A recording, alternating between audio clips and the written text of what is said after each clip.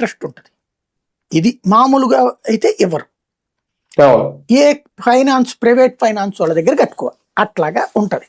ఉమ్, అదే ఉమ్, రిజిస్ట్రేషన్ అయితే గనక కట్టుకోవచ్చు. ఇందుకోసం ఇచ్చాడు కానీ అమ్ముకోమని ఇవ్వాల అతను. అదే అవును. ఉమ్, ఎవరన్నా అప్పులు పాలై అమ్ముకుంటే అమ్ముకోవచ్చు కూడా రిజిస్ట్రేషన్ చేశాక. ఉమ్, అమ్ముకోవడం కోసం ఇవ్వాల, అది వాళ్ళకి హక్కు భుక్తం కోసం ఇచ్చాడు. అవును. దాన్ని తప్పు పట్టారు. దాన్ని ఏమన్నారు, అలాగ చేసి వైసీపీ వాళ్ళ పేరును రాయించుకుంటారు అందుకోసం అన్నారు. దాని మీద ఎస్ఐటి అంటూ స్పెషల్ ఇన్వెస్టిగేషన్ టీం వేశారు. అవును. ఏం తేల్చారు, అదొక సిట్టు కూర్చుంది అంతే.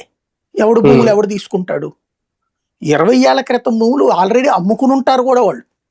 ఇప్పుడు ఏమవుతుందంటే పట్టా భూములు, ఇప్పుడు నేను హైదరాబాద్లో ఇల్లు తీసుకుందామని చూసినటువంటి సందర్భంలో ఒక చోట 35 లక్షలకే ఇల్లు అన్నారు ఇండివిడ్యువల్.